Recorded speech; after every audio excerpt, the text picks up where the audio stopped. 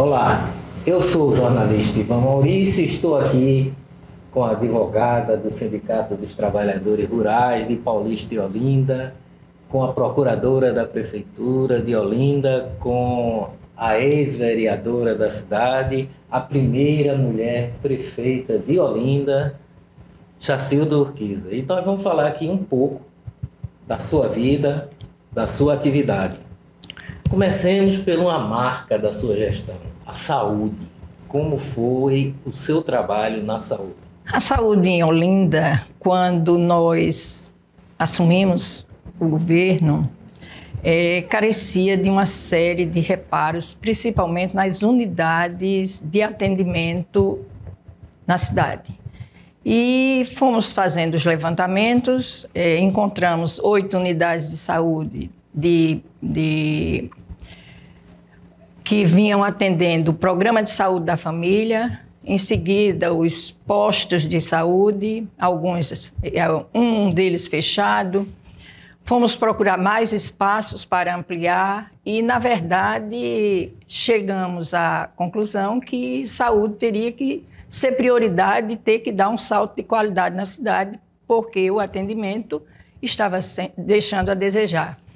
Então, de 8 programas de saúde da família, nos 4 anos de gestão, nós deixamos com 33. O último a ser instalado foi o do 7º RO.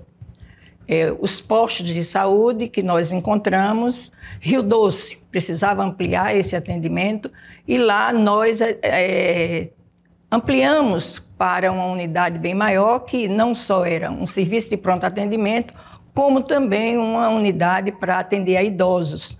Então, isso ampliou muito o atendimento lá em Rio Doce, além daqueles que nós melhoramos, tanto ampliando os espaços físicos, como ampliando o número de profissionais, não é, de servidores do município, para que pudesse melhor atender aos munícipes. Um outro foi o Barros Barreto, que era, para quem é de Olinda, sabe que é histórico na nossa cidade. E nesse serviço aí foram vários outros que nós agregamos ali e ainda hoje é a maior unidade dentro do município de Olinda. Tínhamos também prioridade no atendimento à gestante.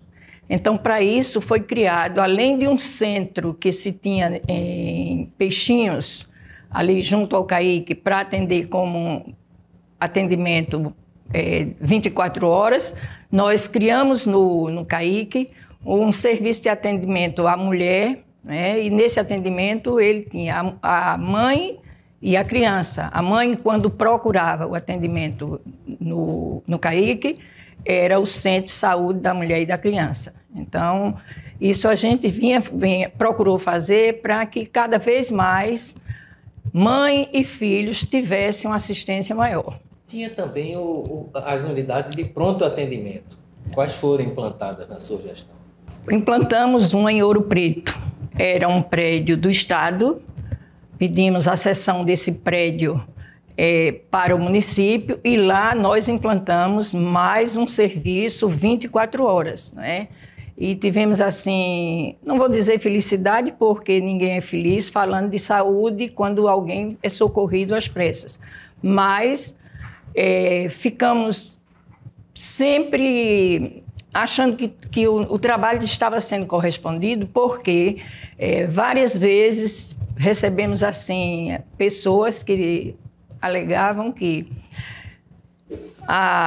ao ser atendido lá salvou a vida. Quer dizer, onde sair de Ouro Preto para procurar o Recife no Hospital da Restauração era uma distância enorme. Então esse serviço era oferecido exatamente dentro de Ouro Preto, naquela unidade que estava fechada, entregue assim ao uso irregular de pessoas que ali ocupavam espaços, mas nós transformamos, que ainda hoje está instalado e até onde eu tenho conhecimento, com menos serviço do que o que era oferecido naquela época, que era um serviço de 24 horas.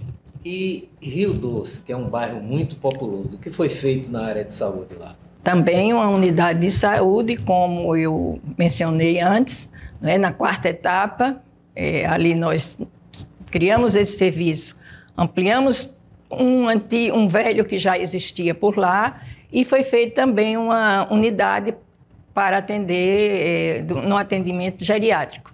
Então, os idosos também tinham esse centro de atendimento lá em Rio Doce, na quinta etapa, além das unidades que, ao recebermos, nós recuperamos, que não eram, que serviram mais para apoiar também as equipes que hoje são, que continuam essas equipes, que são exatamente as 8 que eu encontrei, nós deixamos em 33. E Peixinhos, que é um bairro muito populoso?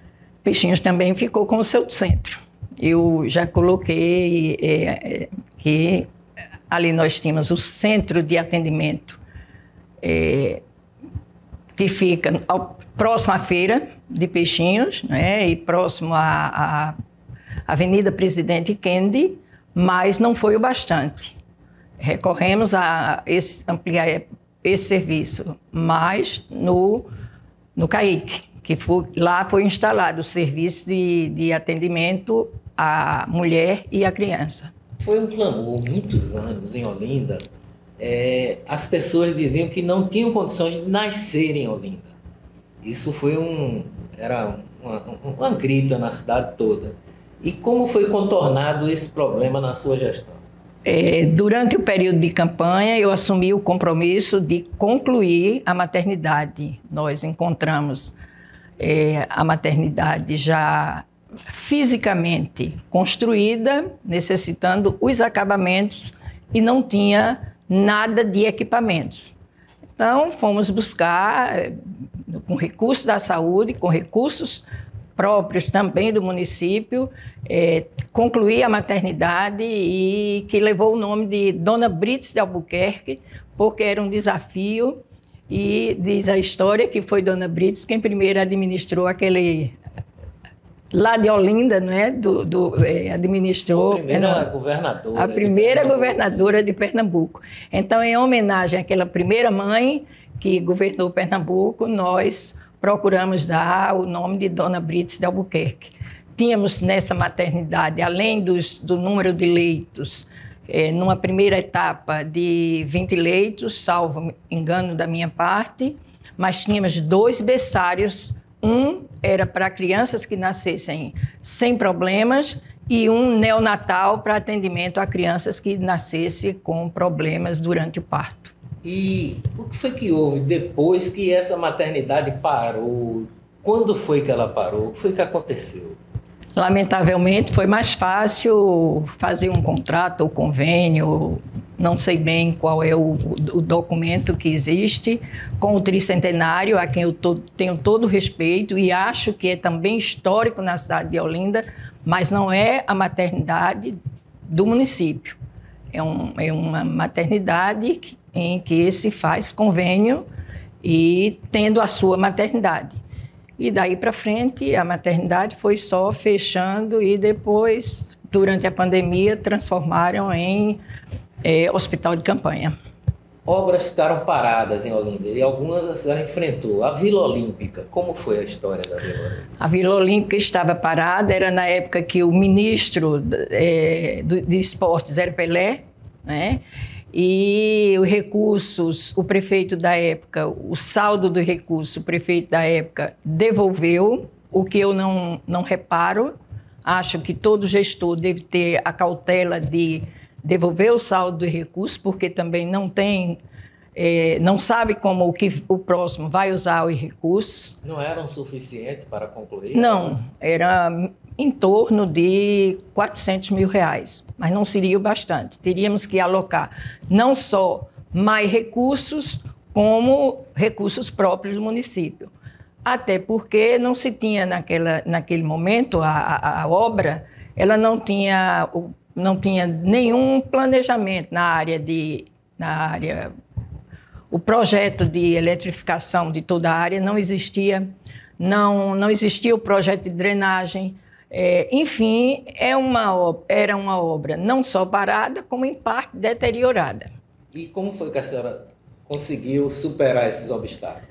Buscando alternativas, primeiro com recursos próprios para a gente assumir aquela construção e não deixar servindo para uso impróprio de alguém que quisesse ali ocupar. E, em seguida, renovando o projeto, indo buscar recursos junto ao governo federal, que conseguimos, com a ajuda da Secretaria de Educação. Tínhamos, à época, o vice-presidente, que era aqui de Pernambuco, doutor Marco Maciel, pessoa a quem eu tinha como pedir que nos ajudasse para sair daquela situação. E o secretário de Educação, doutor Aloysio Salles, envidou esforços nesse sentido, já na época que a gente conseguiu recursos, era doutor Marco Maciel, era vice-presidente da República. Enfim, conseguimos não só os 400 mil, mas uma verba bem maior, e por etapas concluímos a obra, inauguramos, e ali transformou-se quase que em um ginásio de esportes, além do atendimento às pessoas da comunidade que passaram a fazer uso também em exercícios e tudo mais que podia ser feito naquele equipamento. Inauguramos com o nome de Barreto Guimarães, que era Fizemos questão de todas as obras e levando nomes que tivessem a ver com a história de Olinda, com os nomes de Olinda.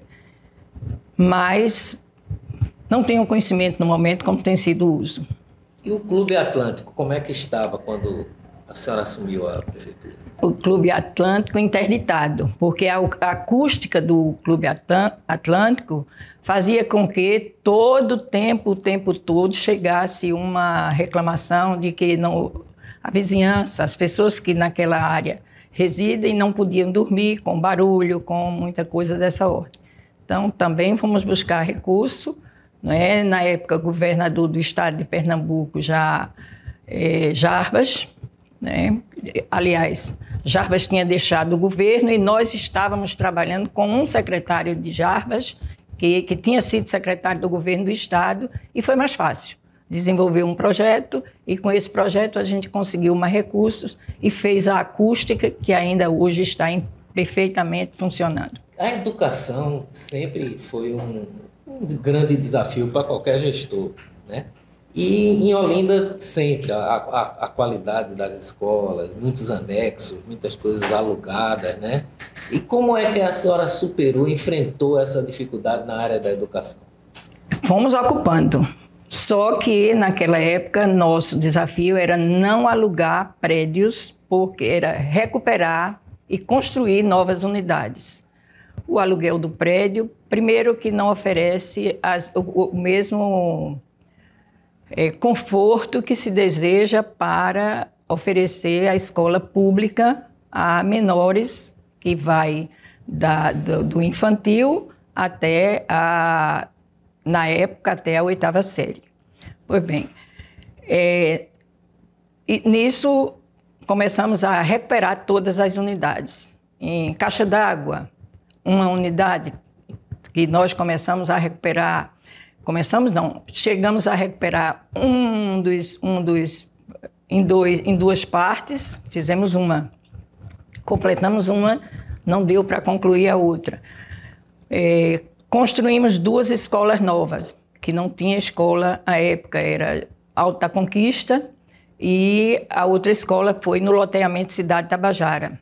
Além dessas, nós procuramos ampliar todos os prédios que eram do município, todas as unidades que era pública, para poder fazer a oferta das vagas necessárias naquele momento. Entretanto, muitas outras eram necessárias a partir dali, e o que é que acontece?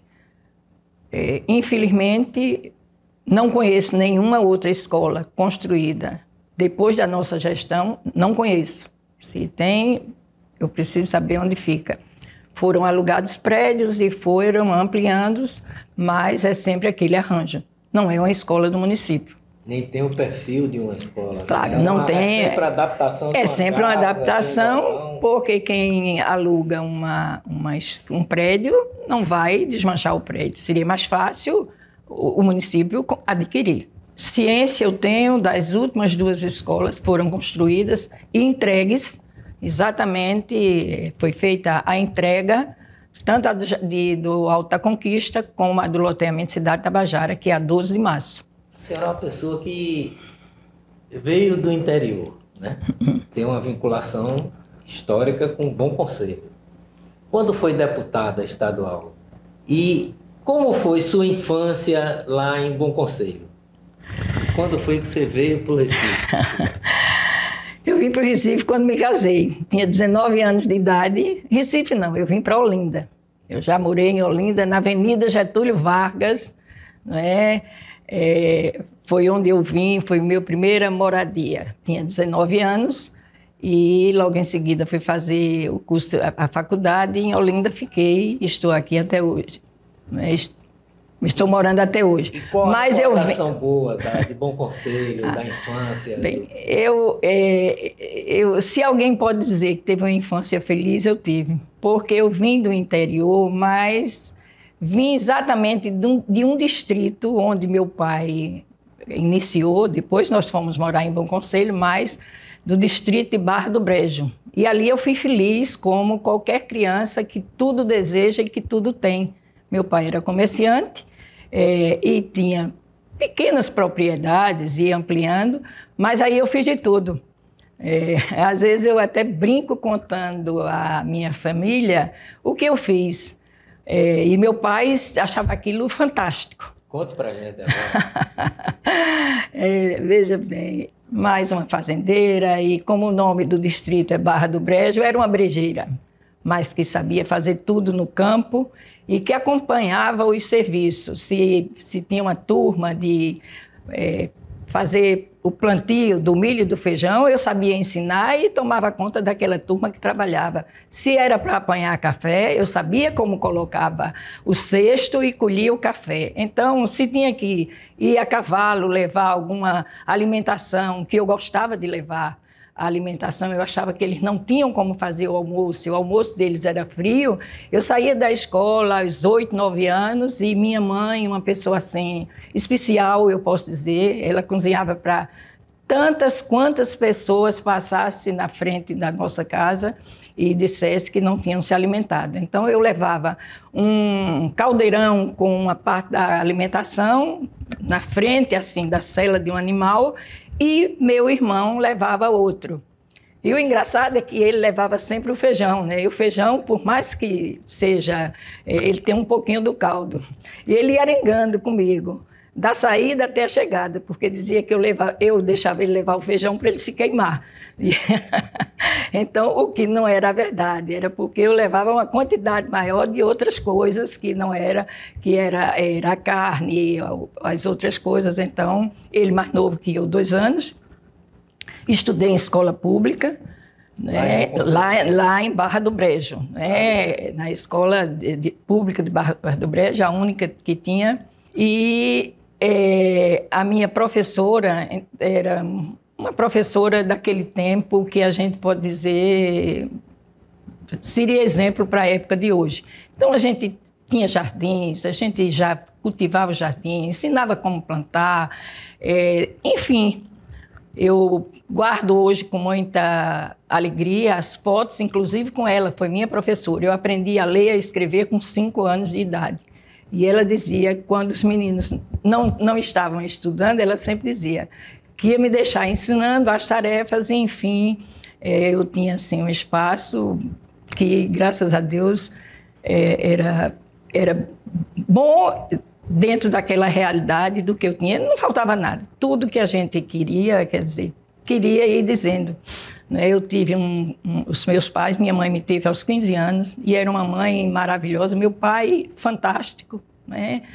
Ainda hoje ele serve de referência. Minha filha Isabel sempre diz que uma das maiores referências que ela tem na vida é exatamente do avô dela, que é o meu pai, né? Sempre, até em entrevistas, ela já tem dito isso, porque eram pessoas especiais, não é? Meu pai chegaram a escrever, um afilhado dele escreveu um livretozinho e botou "O Homem dos 1000 Afilhados", porque era tão fácil tomar meu pai como padrinho e sempre ter uma pequena feirinha do filho no final de semana. Então já sabia, o afilhado tinha aquela feirinha da alimentação do afilhado, não podia deixá-lo sem alimentação. E assim eu cresci. Quando chegou o momento de fazer o exame de admissão, que era isso que acontecia, eu fiz em 2 instituições de ensino em Bom Conselho. E a essa época a gente já tinha casa. Tinha casa lá, mas vivia mais no distrito porque era melhor. E eu fiz nos 2, mas num deles, no ginásio São Geraldo, eu passei em primeiro lugar. E o prêmio era 1 ano sem pagar a escola, né? Sem pagar o ginásio. Tinha 1 ano de gratuito. E fiz no Colégio Nossa Senhora do Bom Conselho. Eu passei, mas não fui em primeiro lugar e não lembro se tinha esse prêmio. E aí você vê a correção por parte do meu pai. Eu disse, minha mãe insistiu muito que aquilo era uma economia e que eu fosse para lá porque ia passar o ano sem pagar a escola, o ginásio. E eu louca para estudar no colégio porque eu gostava das freiras e eu tinha todo um ambiente com as religiosas de lá. Eu estudei o primeiro ano lá e no segundo, quando eu me preparei e avisei a meu pai que ia pedir transferência, ele disse, não, você vai passar 1 ano mais estudando aqui para pagar. Você não vai sair só porque estudou 1 ano de graça. Então, eu fiquei até o 2º ano no ginásio São Geraldo e, a partir do 3º ano, eu passei para o colégio, onde terminei, fui até o curso pedagógico. Fui o que a gente podia chamar de laureada, né? Tirei em primeiro lugar no curso, nos 3 anos do pedagógico, recebi tinha um prêmio junto à Secretaria de Educação, que quem passasse os 3 anos tirando em primeiro lugar tinha um contrato de 1 ano. E foi aqui que eu ensinei esse contrato de 1 ano, porque já estava casada. Mas a vida foi assim, cheia de alegrias. Que surgiu a vocação para ser advogada? Minha vocação era ser arquiteta. Minha vocação não, meu desejo era ser arquiteta. Né? Eu sonhava com ser arquiteta e papai não deixava, e nem mamãe, que eu viesse morar em Recife. Meu irmão veio para fazer veterinária, mas eu não podia vir porque se quisesse vir tinha que ser casada. E aí eu casei e vim embora para Olinda e não deu para fazer, porque engravidei logo e, sabe, início de casamento, as coisas naquela época eram diferentes. Foi quando instalaram o curso de Direito em Olinda, e aí eu disse, bem, já que eu não faço arquitetura, eu vou fazer Direito. E realmente minha vocação era para Direito. E quando terminou o curso, quando foi que você começou a trabalhar mesmo como advogada? Eu estagiei 1 ano antes de terminar o curso com o doutor Antônio de Paula Montenegro no Sindicato dos Trabalhadores Rurais de Paulista e Olinda, na Rua de Sabugi, em Paulista. E logo em seguida, doutor Montenegro tinha outros, porque eram vários os contratos da FETAP, tinha outros locais, ele tinha um escritório, me convidou até para ser estagiária no escritório dele, e Paulista ele já cedeu para mim. E tanto é que minha carteira profissional tem como primeiro contrato de trabalho o Sindicato de Trabalhadores Rurais de Paulista e Olinda. Depois eu fui pegar um outro espaço que também era dele, junto à FETAP, em Lagedo, e o terceiro foi Vitória de Santo Antão. Tive minha última gravidez, aí deixei os sindicatos, né? Fiquei só em Paulista, porque não dava mais, após a minha filha caçula nascer, não dava mais para ficar fazendo esses todos. E a essa altura, eu fui trabalhar na Prefeitura de Olinda. E começou na Prefeitura fazendo o quê? Como advogada, advogada despachando todos os processos, mas depois eu fui para processos judiciais, de processos judiciais, com a saída de Fernando Corrêa, eu assumi a Procuradoria. Em seguida, o prefeito da época, Zé Arnaldo Amaral, me convidou para assumir a Secretaria da Fazenda. Então, fiquei com a Secretaria da Fazenda e antes, né, quando eu assumi a Procuradoria, já deixei o sindicato, pedi que desse baixa bem antes e fiquei indo lá só nas horas livres, mas aí eu fazia com pura cortesia. E aí, quando veio a vocação política de ser candidata a vereadora, como é que isso aconteceu? Eu tinha muito contato com os vereadores, né? Um bom relacionamento com os vereadores da época.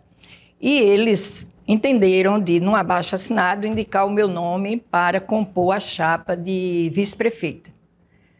Zé Arnaldo não gostou e achou que era uma intromissão de um poder no outro e eu, por mais que explicasse a ele que não foi intenção minha, eu não tinha falado, eu não tinha nada, interesse nenhum de ser política e até brincava, eu vim de lá do interior, não foi para fazer política aqui em Olinda, né? Porque meu maior prazer era trabalhar com o homem do campo, era trabalhar com o agricultor, era trabalhar nessa área, era esse atendimento que eu fazia, não era nem o atendimento trabalhista, era mais o atendimento no cível, nessa área em que tinha que acompanhar o trabalhador rural. Isso gerou um desconforto que eu pedi exoneração. Juntei meus pacotes, subi a ladeira 15 de novembro e entreguei o cargo. Aí veio aquela volta e volta e volta e volta, e não tem nada a ver, convite para lá, convite para cá, eu disse, eu volto. Um desses estalos que às vezes dá na vida da gente, né? Eu disse, eu volto agora com uma condição, eu quero uma vaga para disputar a eleição para vereadora. Pronto, porque aí já está sabendo que eu não quero nada de vice-prefeito nem prefeito. A minha intenção era logo em seguida mudar, dizer, não sou candidato. Criou um clima assim que eles que foram me indicar para vice encontraram uma concorrente.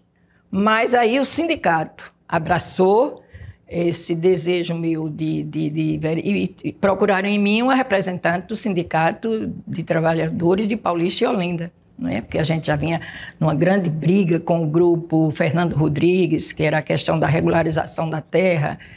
E eu sei que eu fui para me livrar de um problema, eu não arrumei um problema, mas eu me tornei política. Saindo aí, candidata a vereadora. Fui eleita, né, tive algumas coisas lá na cidade de Tabajara, que era muito próximo do sindicato, muitos tinham ali exatamente no sindicato. E era tudo terra do grupo tudo terra do grupo Fernando Rodrigues, não é? A prefeitura, na época, colocava o lixo passando pela Tabajara, também foi uma luta que a gente travou ali, atendendo os trabalhadores rurais daquela época. Enfim, eu saí de Tabajara mais ou menos com uns 800 votos. Quer dizer, votos de gratidão, votos de quem apoiou as pessoas que ali construíram as suas pequenas casas e que nós defendemos como quem estava defendendo já o trabalhador rural. Aí o seu mandato de vereador, e como foi a vereadora se transformar em candidata a prefeita? A eleição foi em 88, em 89 eu iniciei o mandato de vereadora, estranhei muito, porque eu vinha de um trabalho operacional, de uma forma diferente, e aquela situação me incomodou. Não está trabalhando como eu fazia antes, indo ao fórum, fazendo alguma coisa, vendo o trabalhador, era um atendimento diferente, um atendimento de quem vai lá pedindo alguma coisa ou querendo alguma coisa.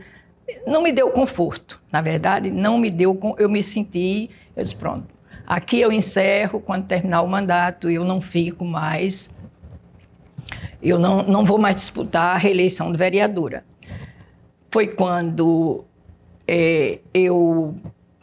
naquele momento, né, eu tinha que escrever a lei orgânica do município e também o regulamento que era após a Constituição de 86 e o Estado, que foi em seguida, e aí era a vez dos municípios, E aí eu saí exatamente para ser a relatora da lei orgânica. 85 e 86, a são de 88. 88, pois é. A de 88, e foi aí que eu fui ser a relatora da lei orgânica, pronto, do regimento interno. E enquanto eu estava escrevendo a lei orgânica, e sim, escrevendo o regimento interno com outros vereadores, mas eu presidia, nesse meio eu fui também escolhida para a primeira secretária da Câmara, renunciei e fui cuidar só disso. Então fui fazer aquilo que eu gosto, que é advogar, que é escrever, que é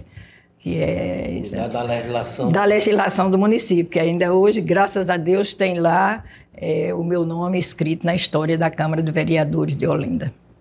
E como foi que surgiu a candidatura a prefeita? A candidatura a prefeita já foi um convite, não vou dizer convite, mas o prefeito da época já era Luiz Freire, né? Já foi Zé Arnaldo Luiz Freire, me convidou para disputar essa eleição e eu não sou mais vereadora. Aquele convite, vai ser candidata. Não disputou a eleição anterior? Não, mas foi seguindo, foi em 92, né? 92. Quando foi em 92, vereadora eu não iria mais disputar e o PMDB novamente estava indicando o professor Germano Coelho, a quem eu tenho todo o respeito a ele e a memória dele, por tudo que ele fez por Olinda. Isso não tem... Às vezes a gente está num partido, está em outro. E depois é que eu acho que, diz assim, é uma mulher, e na época eu era uma mulher bem jovem, né? Então tudo isso contava.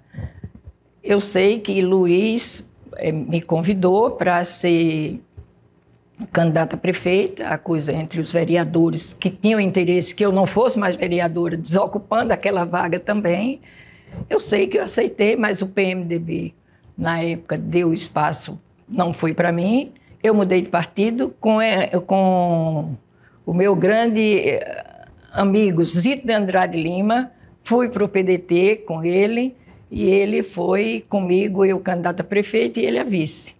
No meio no começo, quando ainda estávamos instalando a parte de comitê e de tudo, mas já tinha sido feita a convenção, Luiz chamou o feito à ordem para que tinha uma outra pessoa, com o governador do estado, e que eu desistisse. Eu digo, errou. Me convidou, eu aceitei. Aqui eu tenho um compromisso. Se fosse com uma pessoa só, eu já tinha compromisso. Mas eu tinha compromisso com muita gente. Não era mais. Meu desejo, a minha disposição, a minha decisão era de cumprir aquilo que eu acertei. E o que eu acertei era ser candidata a prefeito. Então, cheguei a dizer a Zito, olha, Zito, você pode tomar a decisão que quiser. Se o partido não tomar, que não podia mais, porque já tinha sido feita a convenção, eu vou sozinha, mas eu vou. E ele disse até uma brincadeira, adentrando ao portão do prédio que eu moro, no Porricá, em Olinda, não é? Ele disse, não, nós vamos morrer os dois juntos, feito coqueiro, né? Quando você cair, eu caio também, mas vamos à frente. Então a gente foi à luta. Eu saí, entramos com a cara e a coragem, pedindo a um, pedindo a outro, e saí com um resultado de 19%, mais ou menos, da votação válida naquela eleição.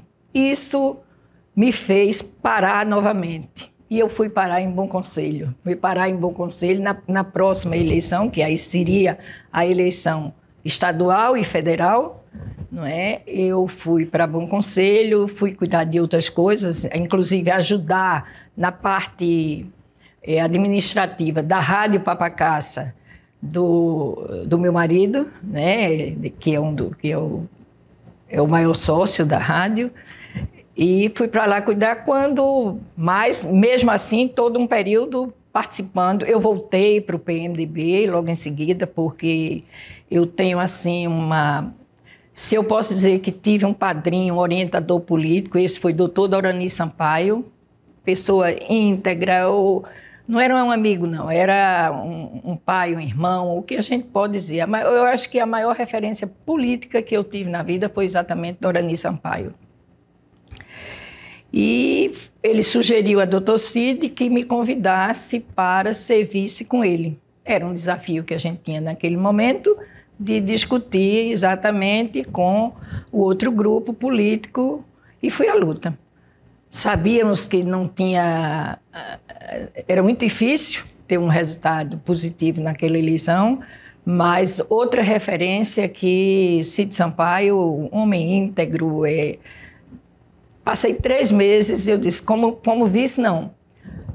Mas como sua secretária, pode contar comigo. E aí fui candidata a vice com ele. Né? Essa resposta, quem me ajudou a dar, de sair vice com o Dr. Cid, foi exatamente meu pai. Quando eu recebi o convite, eu estava lá em Bom Conselho e eu transmiti para ele. Ele disse, o que é que você está esperando? Você gosta de política? Um homem íntegro como Cid Sampaio não se diz um não. Vai lá e diz a ele, olhando para ele, o que é que o senhor quer de mim? E o que ele quiser, siga com ele. Então eu digo que eu devo a meu pai realmente essa decisão política a partir de não ter tido êxito em 92. Fomos embora. 96 foi a eleição que eu entrei já para prefeita pelo PMDB e ganhamos no primeiro turno. Daí para frente, muita gente sabe da história. Agora, a senhora me falou uma coisa sobre Isabel, que Isabel tinha seu pai como referência. Tem. E Isabel deve ter agora a mãe como pelo menos uma trajetória de vida pública, né? Ela foi já candidata e agora é candidata também a vice. Como a senhora vê o trabalho que Isabel vem fazendo também na política, que é tão parecido com você? Isabel diz que ela tem como o avô como um grande exemplo de vida. Isabel cresceu estudando, viveu estudando e fazendo concurso, é procuradora da Caixa Econômica Federal. Para ela fazer curso como quem vai... O que aparecer ela vai fazendo. Não sei como o tempo dela comporta tantos cursos, né? Se especializou em algumas áreas. Enfim, se preparou tecnicamente, também como profissional da área de direito. E isso depois de procuradora, depois da Caixa Econômica, ela visitava os eventos que a gente fazia, mas por tudo que a política, ela sentia da política, ela era avessa à política. Então a gente achava que ela não iria pensar em política. Mas quando o irmão, o meu segundo filho, estava no leito de hospital, muito doente, e acompanhando assim, um momento de muito sofrimento meu e de muitos problemas que não vem ao caso nesse momento. Em algumas vezes, por mais de 2 ou 3 vezes, ele pegava a mão dela e dizia, Isabel, ocupe o lugar de mamãe. Isabel, ocupe o lugar de mamãe. E ela é muito próxima dele, muito amiga do irmão, de Elinho. Ela começou a sentir que tinha algo para fazer pelo irmão, principalmente quando ele foi a óbito. Ela se sentiu na obrigação de dar aquele prazer que ele tinha de que ela me substituísse, achando que eu não tinha coragem de prosseguir na política, porque já havia uma perda da minha filha caçula, há 2 anos atrás. Então, eu sempre digo, você se tornou política a pedido de seu irmão. Foi ele quem fez com que você olhasse a política com um olhar diferente. Pronto. E hoje eu sinto que ela se tornou uma grande política. E é minha filha, mas eu tiro o chapéu. É uma técnica preparada, uma executiva que tem condições de gerenciar, de administrar qualquer município, enfim, está pronta. Hoje ela está como candidata a vice-governadora do candidato Anderson Exatamente, Ferreira. é a minha candidata. Eles são os meus candidatos, né? Eu tenho o maior orgulho de vê-la hoje. Imagine, fazendo aquilo que eu fiz com o doutor Cid Sampaio. Eu estou aqui. É para servir ao meu Estado, eu estou aqui. É para servir ao meu país, eu estou aqui. Então foi a decisão dela e espero que Pernambuco dê a Anderson, que é ela na vice, a oportunidade de gerenciar o Estado, de administrar esse Estado, porque vão ter verdadeiros gestores. Eu estava vendo também na sua trajetória que a senhora estudou na escola de freira e tem uma vinculação muito forte com a religiosidade, com a religião. Como é isso na sua vida? O que é que a religião representa para a sua vida? Tudo. Eu só namorei depois dos 15 anos, porque meu destino era eu desejava ser freira. Eu tinha a madre superiora do colégio, irmã Gina Passes, não é? Ela me escolheu para ser freira e eu quase ia morar em Ceará-Mirim para seguir exatamente as freiras, que muitas vezes saíam de Bom Conselho para ir para Ceará-Mirim, no Rio Grande do Norte, né? Mas numa Semana Santa, eu, no meio daquela procissão, vestida de pecado, né? Porque tinha cada um representando os pecados capitais, aquela procissão. E eu vi um rapaz que eu não conhecia, que era de lá, mas que eu não sabia quem era. Eu olhei para ele, ele me olhou, e no domingo de Páscoa desse mesmo dia eu já estava namorando e desisti de ser freira. Parece brincadeira, mas é verdade. E vocês formam uma dupla? E namoramos ali, e quase 5 anos de namoro. Casamos, estamos aqui, 53 anos de casamento. E a religião e Deus, quando é que ele lhe segurou nos momentos difíceis? Como foi isso? Olhe, Deus segura todos nós, né? Mas eu tive momentos não é de deixar a religião, até porque eu sempre pensava. E até numa última visita que eu tive agora lá em Aparecida, diante da imagem de Nossa Senhora com seu filho no colo, ele morto, né? A forma como Maria recebeu o seu filho, aquela era uma imagem que sempre vinha à minha mente nos momentos mais difíceis. Eu dizia assim, Maria foi capaz de receber o seu filho daquela forma, quem sou eu para não querer receber os meus filhos com mortes santas? Uma teve morte súbita, e o outro morreu num leito de hospital, mas sem maiores dores. Então eu sempre trocava por isso, de que eu não podia exigir de Deus o quê? Mortes dessa forma, então eu já tinha que agradecer.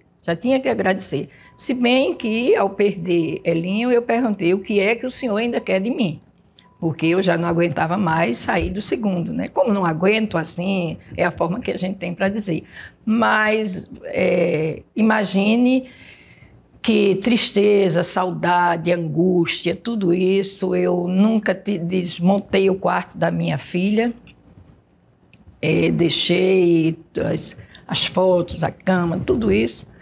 Mas hoje é aquela saudade de alguém que está num local para onde daqui a pouco eu chego lá.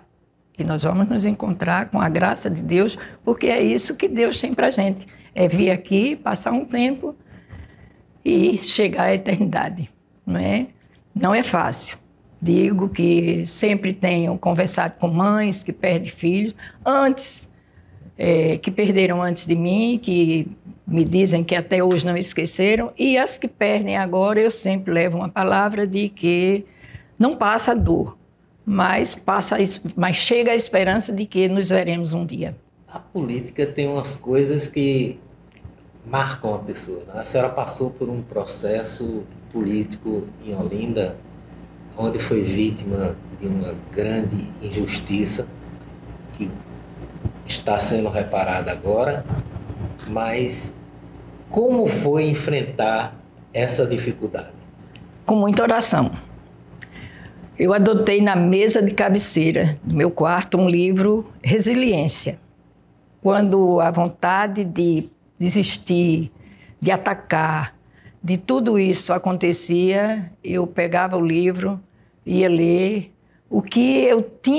como eu tinha que chegar a uma resiliência em razão disso. Não sou a primeira e também não fui a última.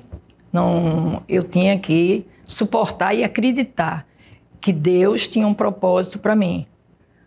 Um propósito de purificar o meu próprio espírito, e era suportar. E lhe digo mais, eu suportei mais chorando por conta da angústia, de ver meu filho partir e pedir à irmã que me substituísse porque eu não aguentava mais, de ver a caçula, que foi a primeira que partiu, também partir angustiada, porque ela sofria com tudo isso. Então, tudo isso me incomodava. Isso tudo ocorreu ao mesmo tempo, né? Ao mesmo tempo.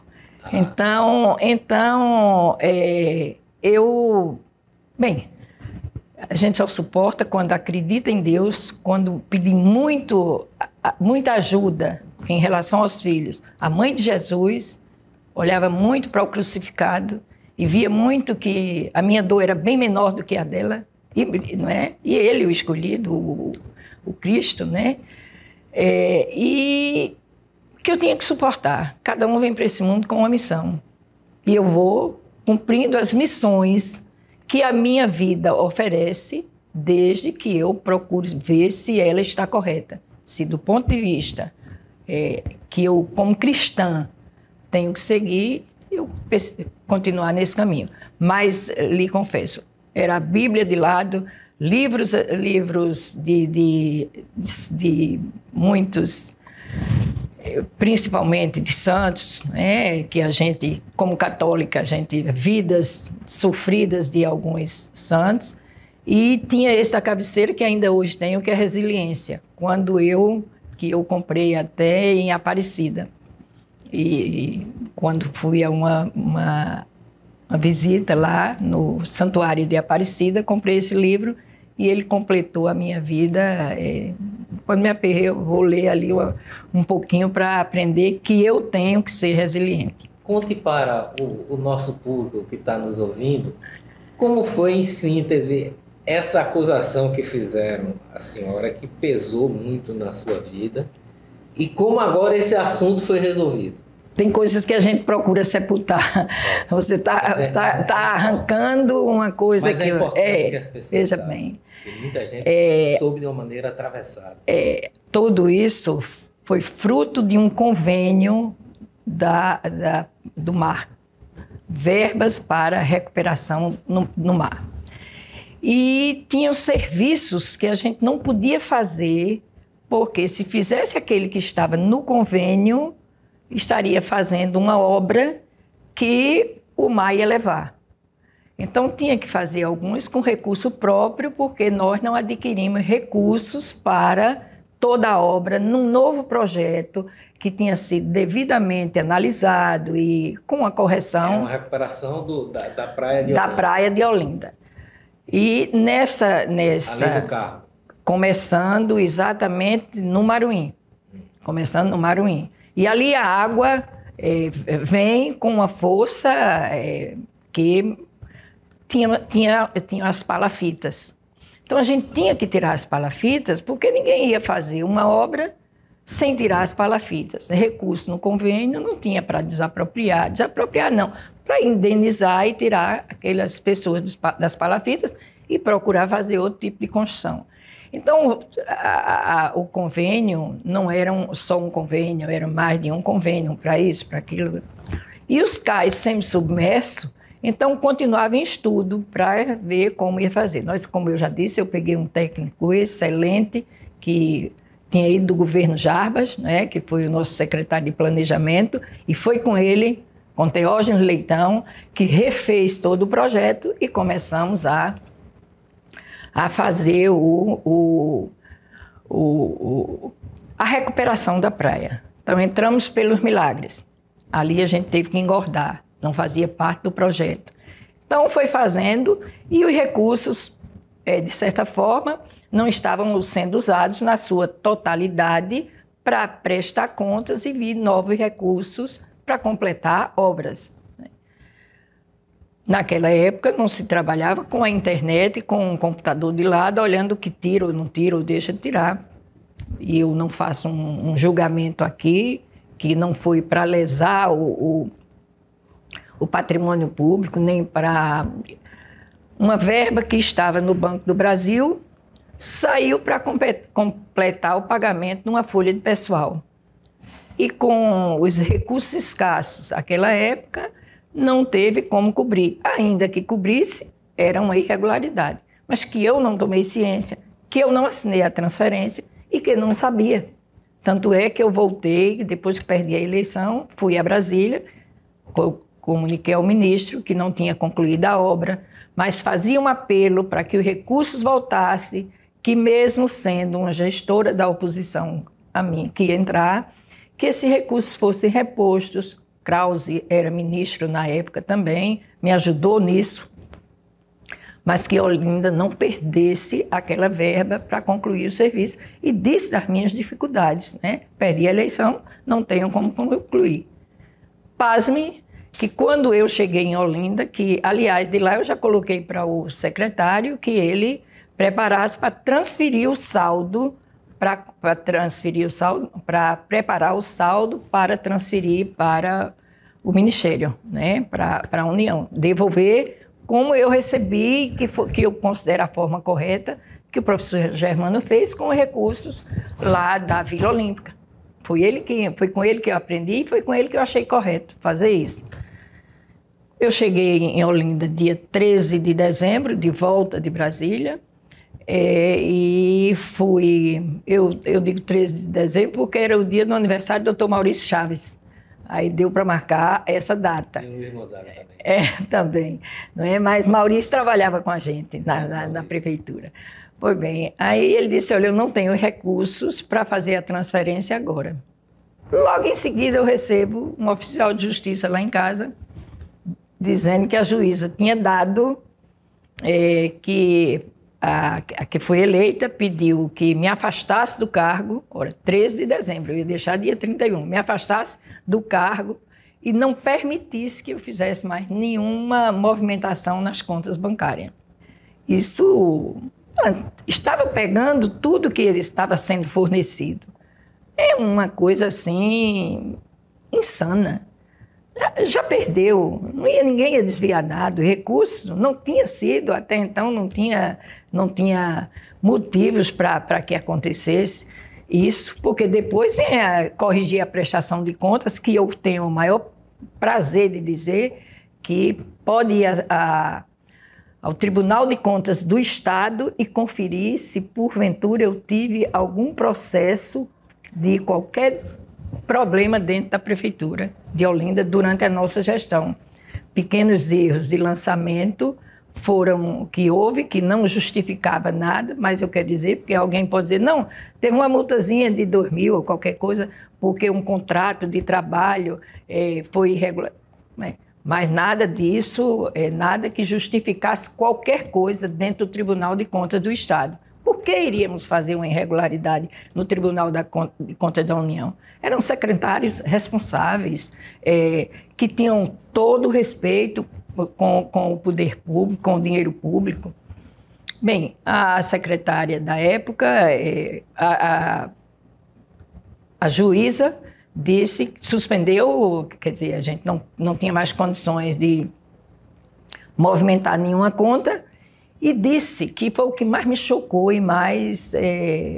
tanto trabalho, vereadora, prefeita, tanto tempo, assim, o mandato todo, perdi a eleição, não tinha... Ninguém se perpetua em poder nenhum.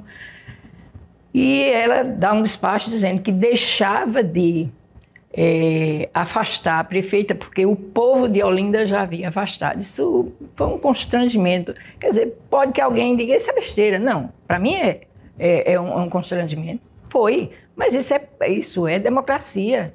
Ninguém vai se perpetuar em nenhum poder. Tinha alguém que talvez viesse com mais capacidade e a gente respeita, não era por aí. E aí, como se diz, o inferno astral começou, que foi 7 milhões, foi isso, foi aquilo, foi depois para 200 e poucos mil, que era o que na realidade tinha sido transferido da conta convênio no Banco do Brasil para a conta única, que era o antigo Bandep, que era o antigo Bandep, que era a conta única do Bandep, quer dizer, da conta da prefeitura para a conta da prefeitura.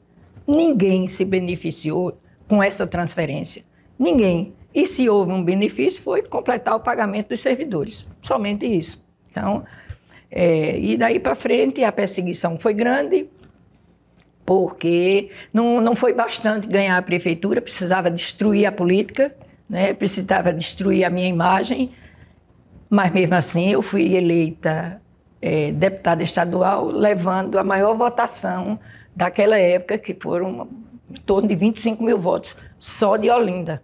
Só de Olinda. Eu tive em torno de 25 mil votos. Foi uma votação histórica que eu tive naquele tempo. Essa coisa ocorreu, processo para lá, processo para cá, perde, não ganha em nenhum, não ganha em nada em Supremo, só era entrando e indeferindo, e entrando e julgando, como acontece em alguns julgamentos atualmente, né? Que a gente vê que as coisas nem sempre são calcadas, né, no texto da lei. Enfim, um colega advogado, junto com mais duas colegas, mais uma colega advogada e uma outra pessoa, pegaram todos os dados e eu entrei no apagar das luzes com esse novo advogado, com a rescisória, e graças a Deus foi julgado exatamente que houve o erro de um recurso estar de uma conta convênio e ter ido para a conta única. Mas isso tanto é que não era um processo crime, era um processo nocível, era pagar uma multa, porque o dinheiro estava dentro da própria prefeitura. E devolver esse dinheiro era enriquecimento sem causa para o município. Eu não estaria devolvendo dinheiro que estava no próprio município, né? A gente não paga as contas do gestor que antecedeu. Eu paguei precatórios, eu paguei tudo que encontrei, empréstimos que tinha sido feito para pagamento de folha de pessoal junto ao Banco Mercantil da época. Tudo isso eu paguei, mas paguei porque eu conhecia e sabia que era devido, tinha mais era que pagar, não podia procrastinar e protelar ali. Era o município que estava devendo, ia aumentando mais aquele débito. E o que era uma multa num valor que eu já tinha pago, tão logo o TCU acusou que cabia uma multa de R$6.000. Eu paguei com recurso próprio do meu bolso. Então, mas seus adversários diziam que era como se esse recurso fosse utilizado para seu benefício. Para meu benefício. Isso foi explorado em várias campanhas. Até que eu fugi, que eu fui embora, né? Isso foi motivo de outdoor, que eu fui embora com, salvo engano, 7 milhões, mais ou menos isso, eu não tenho bem certeza, mas que fui embora com isso aí. Engraçado, eu moro no edifício Paul Ricard, né, desde que eu fui vereadora, então eu não podia ter ido embora. Estou aqui o tempo todo o tempo, mas isso também é motivo de reflexão. Eu acho que me prejudicaram, tudo bem, mas reflitam, porque pessoas iguais a esses que fizeram tudo isso, às vezes encontram quem faça, e até merecendo, ou não merecendo, né? Estamos aí, eu só tenho a agradecer. E o livrinho Resiliência me ajudou muito, porque cada vez que eu pensava em dar uma resposta grosseira, eu esperava pelo tempo de Deus. Ele vem. Meus filhos sofreram muito, tanto é que a que partiu, já vivia angústia, era também formada em Direito, sofria muito, né? Eu acho que Isabel já não gostava de política por conta de tudo isso, não queria nem saber. Elinho, pedi a Isabel para me substituir, querendo que ela desse uma volta, recuperasse toda essa imagem minha, que era de um apego a mim fora do comum. E Flávio, esse mais ponderado, meio caladão, feito meu pai, né? Fala pouco, mas ativo, gosta de política, gosta muito de política. E a fortaleza maior foi buscar no meu marido, porque não fosse ele, não foi uma noite nem 100 noites, foram noites e noites ao longo de quase 20 anos, que todas as noites eu acordava, chorava, tinha medicação que já não fazia mais efeito, eu tomava para dormir, rezava, às vezes, bem, muito sofrimento, mas, graças a Deus, muita alegria. E mais alegria eu vou ter ainda, se Deus permitir, de ver Isabel como vice-governadora de Pernambuco. E a guerreira venceu, né? Agora você é candidata a deputada federal. Pois é, para ajudar Pernambuco e o futuro governador e a sua vice-governadora administrando nosso estado, se Deus quiser.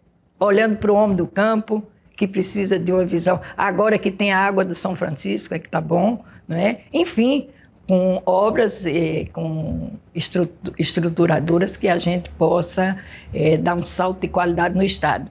Que o maior sofrimento do homem do campo é não ter a sua situação regularizada. A limpeza urbana é um grande desafio de qualquer prefeito. Como foi a história do destino final do lixo em Cidade Tabajara e depois do lixão ali em Águazinha? Veja bem, eu tinha meu coração dividido entre o trabalho da prefeitura e o trabalho do Sindicato de Trabalhadores Rurais de Paulista e Olinda, onde ali tinha um grande número de poceiros na chã da Mangabeira e para onde eram levados o lixo para onde era levado o lixo que era recolhido em Olinda. E eu estava sempre do lado do poceiro, dos moradores da cidade de Tabajara, porque os carros do lixo, eles passavam na avenida e subiam para ir despejar o lixo, que era uma eterna, não só os plásticos que derramavam ao longo do percurso até a chão da Mangabeira, ali vinha a fumaça que já não permitia mais que aqueles que ali habitavam tivessem pelo menos condições de conviver com aquela situação. Foi no governo Zé Arnaldo, quando eu era secretária da Fazenda, que ele conseguiu desapropriar a área na perimetral, para que também uma área tida como de Fernando Rodrigues, para que pudesse trazer o lixão para cá. Mas isso não ocorreu, não deu para ser feito e o tempo foi passando. Depois veio o governo do professor Germano e, novamente, essa coisa não caminhou como desejado. E aí eu não era mais secretária da Fazenda, eu já estava lutando exatamente tinha deixado de ser vereadora e estava lutando para tentar recuperar a área para os trabalhadores rurais. E eu, como todo neófito em política, eu assumi por onde passava, vou tirar o lixão de chão de Mangabeira e vou tirar depois o lixão que se transformou num lixão ali na perimetral. Quer dizer, tirando de chão de Mangabeira, veio para a perimetral, eu já peguei na perimetral o lixão, que o que só se via era cinza, era fumaça, e aqueles resíduos descendo, o chorume descendo pela margem da perimetral, e promessa feita é promessa devida, né? Quando eu assumi a prefeitura, fui fazer um estudo maior e vi que tinha que fazer um tratamento. E isso graças também ao trabalho dos secretários da época, que me ajudaram, foram técnicos, eu jamais teria toda aquela condição, não fosse a ajuda de Dr. Edrise e do secretário de planejamento que deu o seu apoio, e dos servidores da casa, que esses me ajudaram muito também, os nossos funcionários, nós conseguimos fazer um projeto e implantar o lixão. E ao tirar o lixão, não da forma como eu queria, mas transformando em 4 células, foi feita uma cooperativa e aí veio o trabalho da Unicef. E foi nesse trabalho da Unicef que nós não só tratamos do problema do lixo, como cuidamos das crianças. E pasme, quem ia mais para lá eram os netos. As avós iam catar o lixo e levavam seus netos. Dava um mal-estar ver aquilo. Numa das minhas visitas, que eu não fui de ficar no gabinete, eu ia nos 4 cantos de Olinda, onde tinha uma obra, onde tinha alguma coisa fazendo, era sempre a minha primeira visita. Aprendi isso com o Zé Arnaldo Amaral, que quando amanhecia o dia, ele já estava visitando toda Olinda. Devo toda essa forma de administrar ele, porque aprendi com a gestão dele. Pois bem, eu tive um dia, quando eu vi os meninos correndo atrás de um carro que ia de um supermercado, que levava iogurte, coisas velhas, eles voaram em cima daquela alimentação, como eu chamei assim, uns urubuzinhos, para ver quem pegava primeiro e já ia comendo. Eu fiquei tão angustiada, eu me senti tão mal, que tinha um vendedor de picolé, com uma caixa de picolé grande, que eu, na hora, eu disse o que fazer. Aí gritei pro picolé, chega picolé. Aí os meninos correram, quebraram a caixa de picolé, mas pegaram todos os picolé. O vendedor do picolé ficou enlouquecido. E eu disse para ele, não se preocupe que eu vou pagar com dinheiro meu, né? Com dinheiro da prefeitura não. E assim aconteceu. Quando eles correram para tirar esse picolé, dali eu tirei uma lição de vida. Eu tenho que tirar essas crianças do lixão. Não estou mais nem preocupada com a fumaça, com o lixo, com nada. Eu estou preocupada com as crianças que estão vindo aqui para o lixão. E isso a gente começou a trabalhar com o Unicef, que fez com que Olinda, tiramos os meninos de lá, adquirimos um ônibus para levar as crianças para a escola. O projeto funcionou no prédio do Finaflor, né, lá que deu-se o nome de Helder Câmara, e uma história muito longa, quase que diariamente eu ia lá visitar. Sempre tinha uma criança daquela me oferecendo um colarzinho, uma pulseirinha, porque eles passaram a fazer essa parte artesanal. Para mim, ali passou a ser uma necessidade de fazer alguma coisa. Eu só me sentia bem em chegar à prefeitura quando primeiro eu passava lá e via o que era que estava faltando. Uma avó que está pensando, não era nem avó, porque naquela época não podia ser avó daquela meninada toda, mas era uma mãe que tinha adotado muitos filhos. Então a gente teve em torno de 300 crianças ali no Finaflor, com o projeto Criança e Paz Betinho, e ganhamos exatamente a Olinda e Salvador. Receberam os prêmios exatamente de melhor trabalho nessa área com as crianças.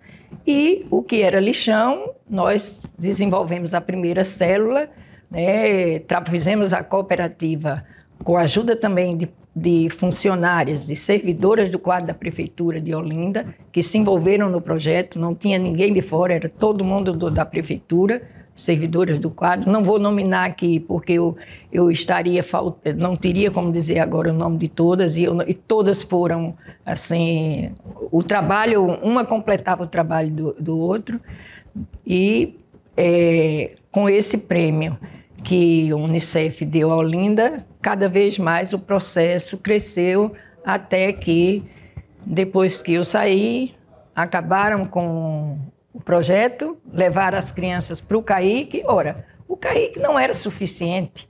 No CAIC nós já tínhamos um trabalho com as mães, não é? E a creche, e um trabalho de saúde, e também um trabalho gráfico que se fazia ali.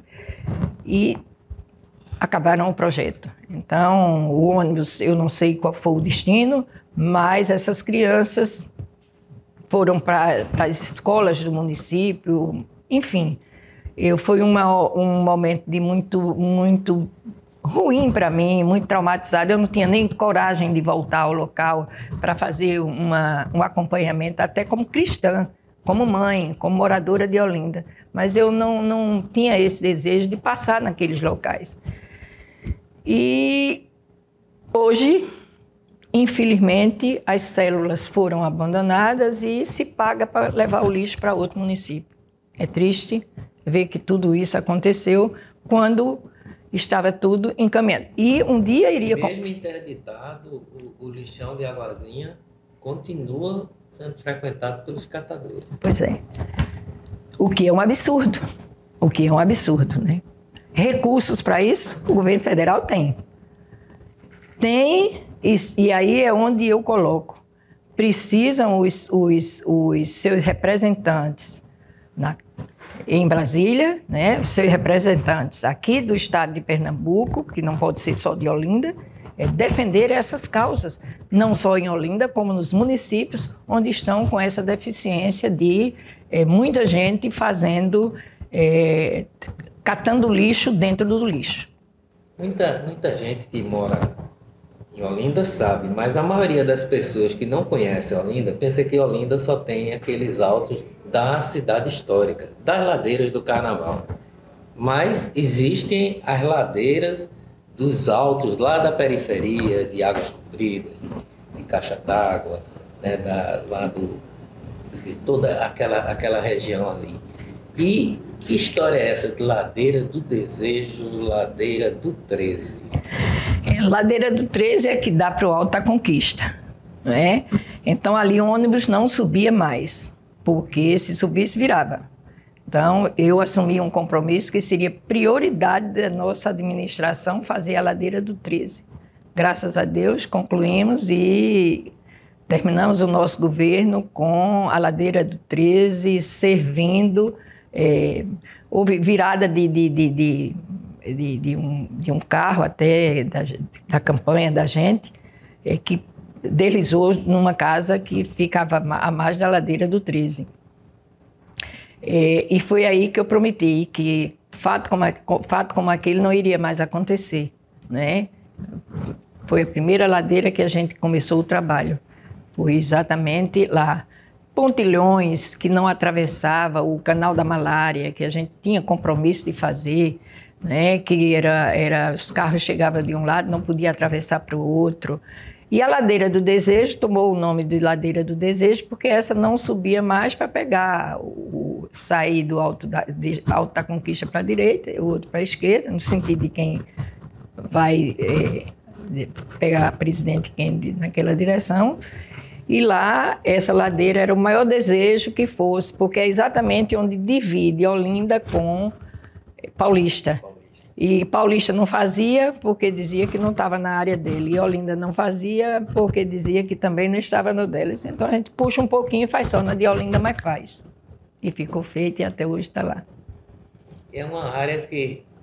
Essa é uma coisa que pouca gente conhece de Olinda, né? A Olinda, que é a majoritária, que é de Peixinhos para cima, onde está a maioria da população. Né? Exatamente. Tirando Rio Doce, que também tem uma grande população, mas aquele conjunto ali... São os altos. Né? São os altos. Né? Os altos que é a bondade da conquista, enfim. Né? Então, bondade por um lado, conquista do outro. Então, isso aí sempre foi um desafio para os prefeitos, porque é uma parte escondida. Quer dizer, se a pessoa não faz também, a população de fora não analisa, não vê como um erro, como um defeito. Só quem mora é que sabe o quanto é difícil morar naquelas horas de alto. Né? No Alto da Conquista... A Ladeira do Giz mesmo a Ladeira do 13 foi um sonho muito grande. No Alto, que ela já estava feita. Hoje já tem lá um cemitério, tem uma escola, né? Então ficou...